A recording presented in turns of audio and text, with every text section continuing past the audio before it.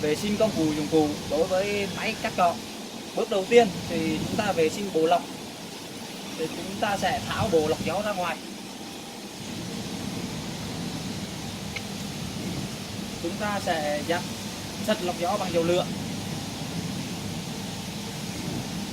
nhúng lưới lọc gió vào dầu nhớt rồi vắt khô.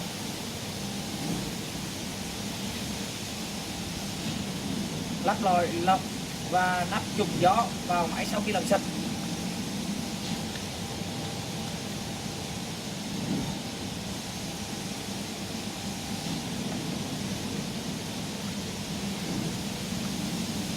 Bước 2 chúng ta sẽ thay nhớt. Đầu tiên tháo que thăm nhớt và xả hết ra ngoài.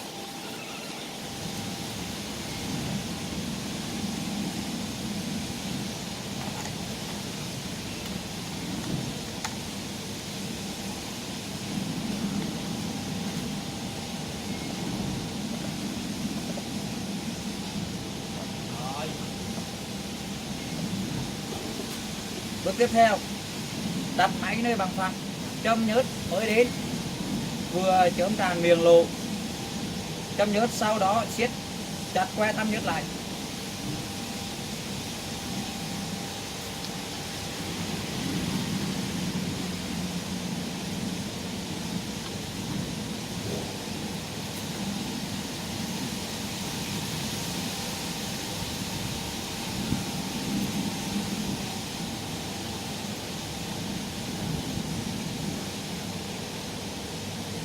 Bước 3, vệ sinh buri.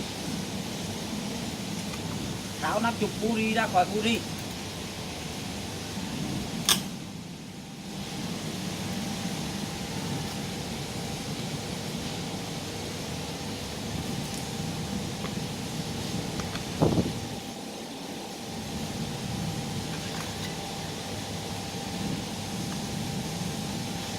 Tháo buri ra ngoài.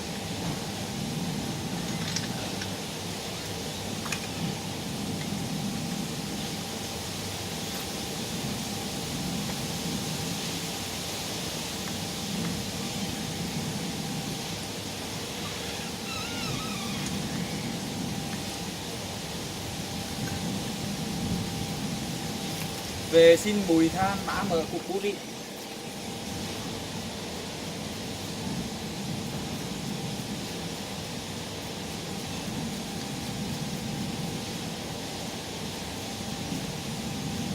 Kiểm tra khe hở cục buri.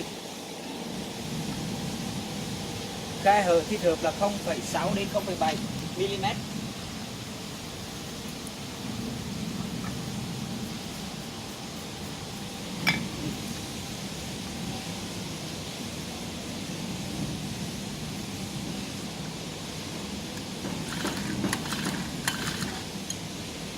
Bước tiếp theo chúng ta lắp lại máy.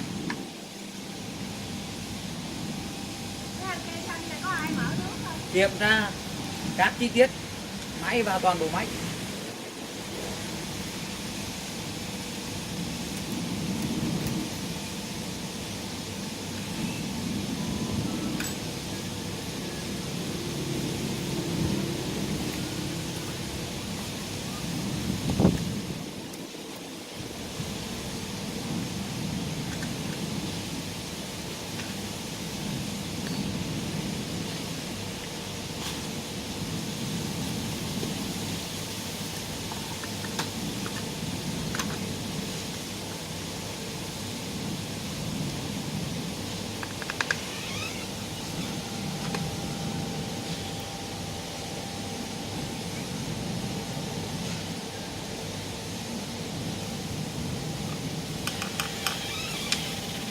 Lắp máy, lắp lại máy và chuyển vào kho.